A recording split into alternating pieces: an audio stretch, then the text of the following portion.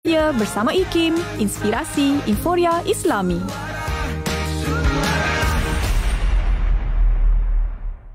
Kini kebanyakan industri kecil dan sederhana di negara kita terkesan dari sudut ekonomi akibat dari penularan wabak COVID-19. Oleh itu, pihak Radio IKIM mengambil inisiatif dengan memberikan 50% diskaun untuk semua pakej yang disediakan serta pakej iklan percuma bernilai RM15,000 dalam bentuk ROS package untuk setiap pembelian bagi membantu semua pengusaha industri kecil dan sederhana yang terjejas akibat pandemik ini. Jana semula bisnes anda dengan mengiklankan produk anda di Radio IKIM. Keterangan lanjut sila hubungi unit pemasaran IKIM di talian 012-686-9236 atau 017-345-2564. Tertakluk kepada terma dan syarat. IKIM Inspirasi Inforia Islami. Alhamdulillah waktu ini kita kembali bersiaran menerusi perkongsian seterusnya di Aspirasi Kita Ada Family. Untuk sama-sama kita mengingati sebagai satu keluarga, insya-Allah. Bersama dengan kita tak lain tak bukan tetamu tetap family. Kita ada Puan Hajah Siti Fatimah Abdul Rahman, Pekan Filo Kanan di Pusat Kajian Ekonomi dan Kemasyarakatan Institut Kefahaman Islam Malaysia. Assalamualaikum. Assalamualaikum warahmatullahi. Ya Allah, melepaskan rindu. Masya-Allah. Lama tak jumpa ya. Kan, lama tak nampak. Minggu lepas pun kita secara Skype saja, masya-Allah, tapi nampak lama wajah. Tapi hari ini memang betul-betul bersua muka. Lain rupanya kan.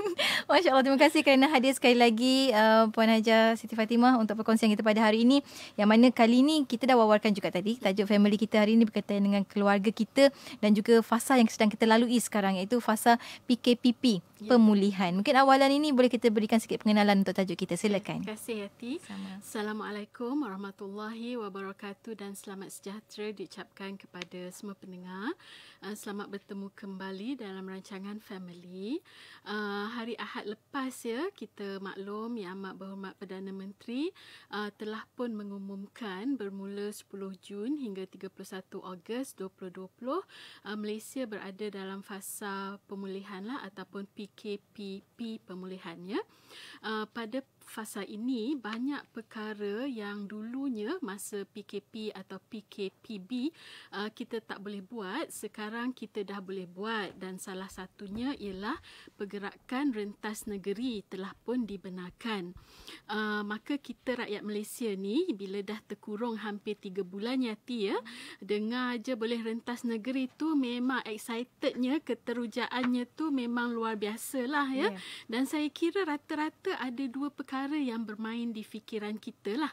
Pertamanya, nak balik kampung, jenguk ibu bapa dan keluarga besar, tambah pula kita masih berada di bulan Syawal. Betul. Dan keduanya mungkin ada yang nak bawa keluarga bertukar angin, nak pergi bercuti. Jadi saya rasa kalau itu yang bermain di fikiran kita, saya rasa kita ni normal lah.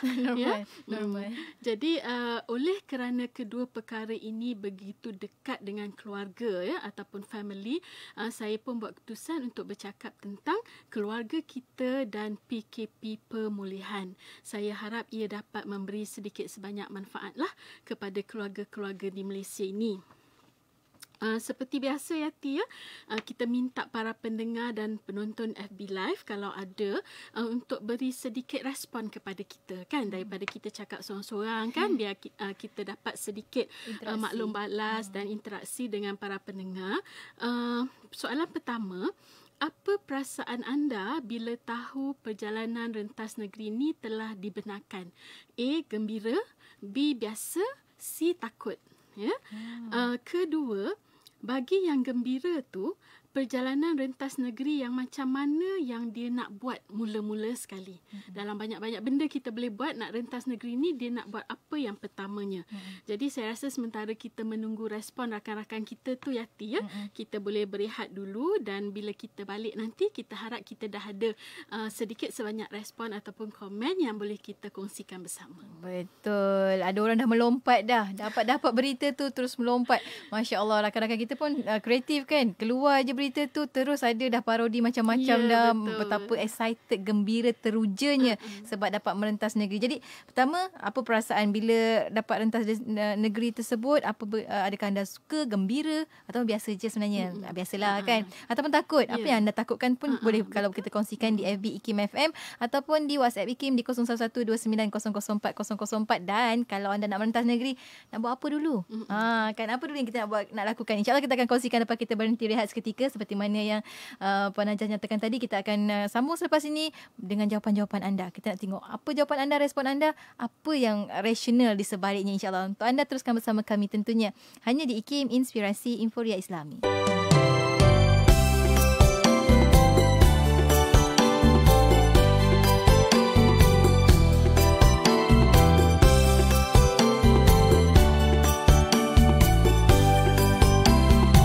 Berlalulah sudah Ramadan, sebulan berpuasa. Tiba Syawal kita rayakan dengan rasa gembira. Anak muda di rantauan semuanya pulang ke desa. Ibu dan ayah keriangan bersyukur tak terkira. Bertukar senyuman dan salam, ziarah menziarahi, tutur dan kata yang sopan, saling memaafi. Suasana hari raya walau di manapun jua memberikan ketenangan dan mententeramkan jiwa. Kuih dan muih beraneka macam, makanlah jangan hanya dipandang. Ketupat rendang sila nikmati, kawan penat memasak malam ke pagi. Wajib dan duduk, jangan lupakan peninggalan nenek zaman berzaman. Asyik bersembang pakcik dan makcik, hai duit raya lupa nak diberi. Selamat Hari Raya, hari mulia. Berlalulah sudah Ramadan, sebulan berpuasa. Tiba Syawal kita rayakan dengan rasa gembira.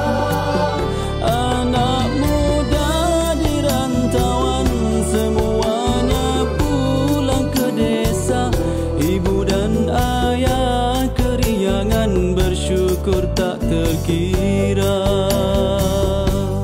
Kuih dan muih beraneka macam, makanlah jangan hanya dipandang. Ketupat rendang sila nikmati, kawan penat memasak malam ke pagi.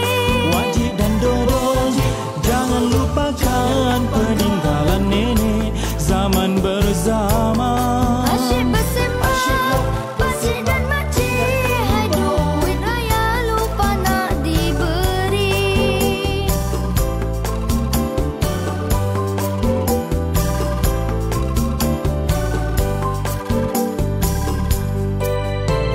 Selamat Hari Raya, hari mulia.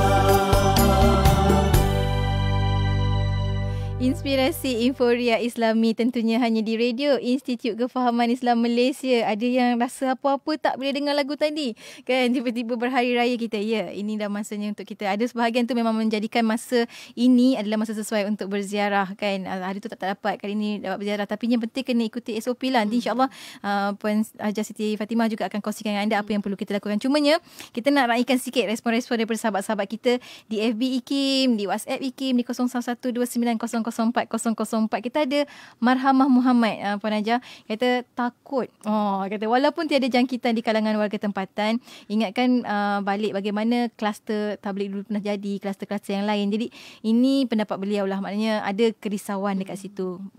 Okey kita okey, nanti kita tengokkan jawapannya kan. Daripada Umairah Abdul Razak, dia kata rancang perjalanan tanpa perlu berhenti di RNR. Ni cadangan beliau. Juga sama lebih kurang daripada Siti Zanirah Abdul Aziz, kata rasa seronok sebab mak abah di Melaka, servis kereta, cakap kat suami tak perlu berhenti di R&R, amalkan 3S. Penambahan juga sikit lagi. Jadi ramai juga rakan-rakan kita memang pertama benda nak buat adalah balik kampung sebab dapat rentas negeri. Inilah masa nak jenguk ibu ayah. Alhamdulillah. Shima LX kata sikit lagi. Dia kata walaupun dah boleh rentas negeri, tapi secara peribadinya beliau tidak terlalu gairah untuk ke mana-mana sebab masih rasa takut dan bimbang dengan sesuatu yang kita tak nampak. Masya Allah. Maknanya kesedaran semua orang ada kan. Masya Allah. Itu yang kita nakkan, ataupun macam mana mungkin ada panduan-panduan daripada Puan Hajah Siti sendiri tentang apa yang boleh kita lakukan. Sebab kita sering dengar pendapat permintaan para pendengar kita untuk memberi maklum balas mereka. Jadi inilah kita dengar dah kan. Jadi mungkin Puan sendiri bagaimana, ada nak ke mana-mana ke kan? Kat mana nak pergi awal-awal ni kan? Silakan. Okey, terima kasih Yati. Memang kalau tanya saya sendiri macam mana kan, asyik tanya orang aja kan. Saya sendiri macam mana? Memang seronok lah Yati kan. Memang huri-huri ya lah kan. Tetapi walaupun perjalanan ke luar negara tu masih tak boleh kan, perjalanan dalam negara tu dah boleh. Saya ni ibu bapa dua-dua dah tak ada, jadi saya nak balik kampung tu tak rasa sangat lah. Tetapi sepanjang PKP tu, masa bosan-bosan tu, saya suka buat holiday plan kan, sebab macam kita rasa ada sesuatu lah yang kita nak look forward to kan. Jadi sekarang ni bila kita dah boleh bergerak rentas negeri tu, memang seronok lah. Jadi pada saya ada dua benda je yang saya fikir. Pertama, saya nak pergilah ke destinasi percutian yang saya rancangkan itu, dan kedua, saya nak ambil barang-barang anak di asrama. Sebab masa sebelum PKP tu dia cuti separuh semester, jadi barang-barang tinggal di asrama. Jadi sekarang dah kita perlu ambil lah, sebab dia takkan masuk ke asrama tu lagi. Jadi saya rasa teruja tu Yati, samalah macam orang lain yang teruja, dan sebenarnya saya happy mendengar ada yang rasa takut. Ya, saya rasa itu normal sebab kita berhadapan dengan musuh yang kita tak nampak. Ya, jadi rasa takut tu perlu ada, dan yang seronok sangat tu itu pun normal. Cuma saya juga seperti mereka yang macam seronoknya sehinggalah saya menerima satu macam poster ataupun gambar dalam grup WhatsApp yang mengajak kita berfikir tentang the reopening. Maksudnya bila kita dah boleh bebas ni, ada benda juga yang sebenarnya kita kena fikirkan. Ya. Dulu ada PKP, sekarang perintah tu dah dilonggarkan, dan tentunya kita seronok dan tak sabar-sabar untuk keluar dan menikmati kebebasan tersebut. Tetapi poster yang dikongsikan itu menyebut tentang the reopening is dangerous, dan ia membawa kisah tentang Nabi Nuh alaihi salam dan apa yang baginda lakukan bila baginda telah mendarat ketika dan banjir telah surut. Menurut poster itu dalam bahasa Inggeris dan saya rasa dibuat oleh orang Barat. Bila banjir surut, Nabi Nuh tidak tergesa-gesa keluar. Ya, baginda lepaskan seekor burung untuk melihat-lihat kawasan sekitar. Hanya selepas Nabi Nuh lepaskan 3 ekor burung dan burung ini tidak kembali, barulah baginda keluar dari bahteranya. Maknanya selamatlah. Maknanya burung tu dah pergi bebas. Kan? Jadi kita jangan tergesa-gesa, kita bersabar dulu.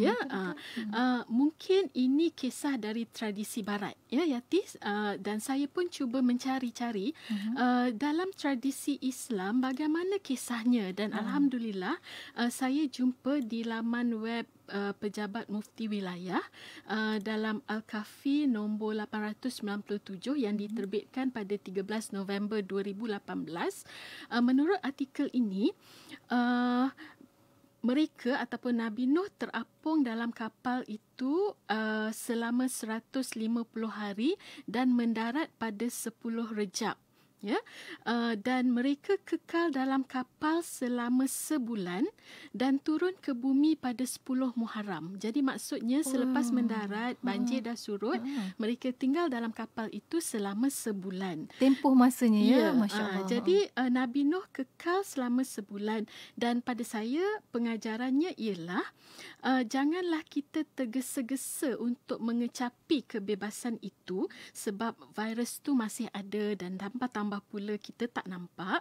Dan biarlah kita menjadi bijaksana seperti Nabi Nuh. Kita perhati dulu ya, seminggu, 2 minggu atau mungkin sebulan sebelum kita melakukan apa yang kita nak lakukan itu. Jadi perkongsian ini Yati ya, daripada saya yang happy-happy teruja tadi ya, perkongsian ini membuatkan saya berfikir sekejap ya. Jadi memang saya kira semua daripada kita jangan hanya bersuka ataupun happy dengan kelonggaran itu. Sebaliknya kita fikirkan dahulu perkara ini sebelum kita buat apa-apa keputusan. Satu lagi saya kira selain daripada kisah Nabi Nuh tadi, saya fikir ramai yang juga terima message tentang penyu kura-kura ini. Ya, kura-kura ini kalau nampaklah ya, yang telah keluar dari cengkerangnya dan dia macam seronok dia keluar dari cengkerang itu. Sebenarnya ia juga satu peringatan kepada kita ya, bahawa walaupun kura-kura itu gembira dapat bebas daripada cengkerang, dia tak perlu bawa cengkerang yang berat yang membuatkan dia berjalan dengan perlahan ya, tetapi dia lupa bahawa cengkerang itulah yang selama ini menyelamatkan dia, pelindung ya. dia. Jadi sama dengan PKP pemulihan, kita dapat kebebasan dari duduk berkurung di rumah, tetapi selama ini duduk di rumah itulah yang telah memelihara kita dengan izin Allah dari terkena COVID-19 itu. Jadi kalau dua-dua peringatan inilah Yati ya masih tidak membuatkan kita berfikir, saya nak kongsikan yang terakhir lah ya. Ada lagi, Masya Allah. Last one, yang menyebut antara lain menyebut bahawa places are opening because of economy, not because it is safe. Keep that in mind. Maksudnya kalau saya nak terjemahkan dalam bahasa yang mudah, tempat-tempat ini dibuka sebab ekonomi, bukan sebab ia selamat. Jadi beringatlah. Ya, jadi kepada ibu bapa khususnya ketua keluarga ya, kita cuba fikir balik tentang ketiga-tiga perkara ini. Ya, tiga-tiga perkara ini sepatutnya menjadi bahan ataupun iktibar untuk kita berfikir sebelum kita buat keputusan nak balik kampung ke, nak pergi holiday ke, nak bawa anak pergi mall kerap ke ya, kerana kita perlu meletakkan keselamatan ataupun kesihatan keluarga kita nombor 1. Ya, kalau nak pergi juga seperti yang disebutkan oleh kawan-kawan kita tadi, ambil langkah berjaga-jaga. Kalau boleh kita jangan berhentilah di R&R misalnya sebab kita tak tahu tempat tu bersih atau tidak. Tetapi kalau rumah kita nak balik Kelantan, susah juga kita tak berhenti kan. Kalau setakat Melaka itu tu masih okey. Mungkin kalau setakat Ipoh masih okey kan. Tetapi kalau lebih jauh daripada itu, mungkin kena ambil langkah berjaga-jaga yang lebih. Misalnya kalau perlu solat, bawa telekung sendiri, bawa sejadah sendiri kan, supaya kita tidak menggunakan telekung dan sejadah yang digunakan oleh orang lain. Kita tak berkongsi perkara-perkara tersebut supaya lebih menjamin keselamatan kita dan keluarga. Masya Allah, terima kasih. Ingatkan benda tu kan ya Allah. Walaupun 3 cerita, tapi 3 cerita yang menyentap kita untuk sama-sama kita fikirkan apa yang kita bimbangkan selama hari ini. Adakah risiko COVID-19 itu ataupun sebenarnya kita risau tak boleh keluar? Mana satu yang kita risau dan bimbangkan? Dan Masya Allah, dan menerusi perkongsian-perkongsian para sahabat kita, saya rasa mereka dah faham dah apa benda yang perlu kita khawatirkan, apa benda yang tidak kita perlu khawatirkan. Macam Asuki Saddan pun dia kata beliau sekeluarga tak rancang apa-apa pun ya. Maknanya bukanlah, kadang-kadang kita rasa bila dah macam ni macam haiwan yang dikeluarkan daripada kandang berebut. Rupanya tidak. Rakyat Malaysia dah pandai berfikir, dah matang, dah pandai, dah bijak dah sebenarnya. Dan kita sampai ke hujung-hujung sebenarnya untuk perkongsian kita. Cumanya sebelum kita nak kepada kesimpulan supaya kita lebih lagi dapat betul-betul memahami bila kita berada pada situasi PKPP ini, apa sebenarnya tanggungjawab kita pada keluarga kita. Kita akan kongsikan lepas kita berhenti rehat. Sekali lagi, untuk anda rakan pendengar, jangan ke mana-mana, teruskan kesetiaan bersama kami. Tentunya hanya di IKIM, Inspirasi Inforia Islami. Awas penipuan firma klon. Penipu akan menggunakan nama, logo dan butiran lain firma yang sah untuk mempromosi skim pelaburan palsu melalui saluran media sosial seperti Facebook, WhatsApp dan Twitter dengan menjanjikan pulangan yang luar biasa tinggi dengan sedikit atau tanpa risiko. Sentiasa rujuk laman web Suruhanjaya Security Malaysia di www.sc.com.my untuk menyemak firma yang dilesenkan dan didaftarkan serta senarai peringatan pelabur sebelum melabur. Hubungi, semak dan dapatkan pengesahan secara langsung dengan firma yang berlesen dan berdaftar dengan SC. Semasa membuat pelaburan, pastikan pembayaran dibuat terus ke akaun bank rasmi syarikat berlesen dan berdaftar dengan SC. Pesanan ini dibawakan khas oleh InvestSmart, satu inisiatif Suruhanjaya Security Malaysia. IKIM Inspirasi Inforia Islami, kita kembali bersiaran menerusi perkongsian kita pada hari ini, family bersama dengan Puan Hajah Siti Fatimah Abdul Rahman, Pekan Filuk Kanan di Pusat Kajian Ekonomi dan Kemasyarakatan Institut Kefahaman Islam Malaysia, membawakan tajuk tentang keluarga kita dan PKPP, pemulihan. Dah sampai fasa pemulihan dan kita, maksudnya kita belum pulih. Inilah fasanya untuk kita betul-betul pulihkan. Kita menjadi ejen. Kalau sebelum ini kita ada doktor, kita ada bahagian keselamatan semua sebagai frontliner kita, barisan hadapan. Tapi sekarang kita yang berada di barisan hadapan untuk memastikan kita dapat flatten ataupun kita memutuskan rantaian COVID-19 itu. Cumanya bila tajuk kita begini, semua orang kena ada kesedaran yang macam mana Puan Hajah nyatakan tadi, cuma hujung-hujung ni mungkin ada pesan-pesan supaya kita lebih berhati-hati, ambil iktibar daripada kisah Nabi Nuh AS dan sebagainya tu. Silakan. Ya, saya ingat yang sebelum kita tutup ini, saya nak kongsikan tentang satu statistik lah Yati, mengenai betapa bila kita jaga kebersihan dengan banyak dengan kerap membasuh tangan dan bila kita amalkan penjarakan sosial ni, termasuk stay at home ini, duduk di rumah, ia terbukti menurunkan banyak penyakit berjangkit yang lain, ya. Misalnya saya kira ramai juga orang telah terima forward WhatsApp tentang betapa telah turunnya penyakit kuku dan mulut, ya, sebanyak 44%, measles dah turun 58%, chickenpox dah turun 44%. Ini adalah, kalau kita perhatikan, ya, ini adalah penyakit-penyakit yang selalu dihidapi oleh kanak-kanak. Tetapi sepanjang PKP dan PKPB itu, bila kita duduk di rumah, ya, kerap basuh tangan, jadi bilangan kanak-kanak yang dijangkiti pun menurun. Jadi dua amalan ini sebenarnya banyak manfaatnya lah untuk kesihatan, khususnya kesihatan kanak-kanak, kan. Jadi apa kata kita terus tinggal di rumah, melainkan ada keperluan yang betul-betul mendesak, supaya bukan sahaja kita dan keluarga dapat, seperti yang Yati katakan tadi, bukan lagi flatten the curve, tetapi kita nak menghentikan, memutuskan rantaian itu, kita dapat selamatkan diri kita dan keluarga daripada COVID-19, tetapi juga penyakit-penyakit lain yang berjangkit itu. Jadi sebagai penutupnya, Yati, ya, saya kira kita semua memang lega lah, ya, kerana keluarga kita kini negara kita kini berada di fasa pemulihan dalam kita menangani wabak COVID-19 ini. Dan dalam fasa pemulihan ini kita menyaksikan banyak kelonggaran-kelonggaran yang melegakan otak kita, melegakan hati kita, kan. Sebab bila kita terkurung tu, dia automatik dia akan tangkap fikiran, dia akan tangkap hati, kan. Tapi sebenarnya tidak. Tetapi psychologically dia akan buatkan kita rasa macam stres, rimas kan? Dengan keadaan berkurung. Betul. Namun seperti yang Yati sebutkan tadi, fasa pemulihan bukan bererti kita dah pulih. Ya, jadi langkah-langkah berjaga-jaga itu masih perlu kita ambil. Jadi jangan tergesa-gesa untuk menikmati hidup yang dah lama kita tak nikmati. Ya, kata orang, takkan lari gunung dikejar. Jadi ambillah iktibar daripada 3 perkara yang di forwardkan tadi, ya, kisah Nabi Nuh, kisah kura-kura dan cengkerangnya, dan juga tentang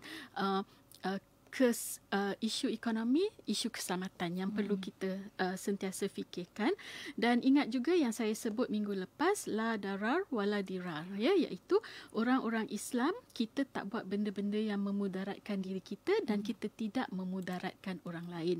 Jadi teruskan memakai topeng muka, teruskan kerap membasuh tangan, hand sanitizer dan sebagainya, teruskan penjarakan sosial supaya kita dapat menjayakanlah misi kita menangani wabak COVID-19 ini. Ya, insyaAllah. Kita ada top fan kita, Puan Sharifah Kasim, kata waktu dah boleh rentas negeri, kami sekeluarga belum ke mana-mana, masih bertahan di rumah, masih bersabar. Masya Allah. Inilah yang kita inginkan. Maknanya setiap orang ada rasa tanggungjawab terhadap bukan diri sendiri. Saya rasa, saya yakin percaya bila kita lakukan sesuatu, rakan-rakan kita lakukan ini bukannya untuk diri sendiri, tapinya untuk semua orang, memberi manfaat pada orang lain macam mana Puan Hajar nyatakan tadi. Alhamdulillah. Dan kita sampai ke penghujung. Saya cakap terima kasih banyak kepada Puan Hajar Siti Fatimah. Ini kali pertama sebenarnya selepas PKPB datang kembali ke dalam konti untuk bersiaran bersama anda rakan pendengar secara langsung kan. Terima kasih banyak. Sampai kita bertemu lagi minggu hadapan insya-Allah. Assalamualaikum. Assalamualaikum warahmatullahi. Dan untuk anda sahabat pendengar, teruskan kesetiaan bersama kami tentunya hanya di IKIM Inspirasi Inforia Islami.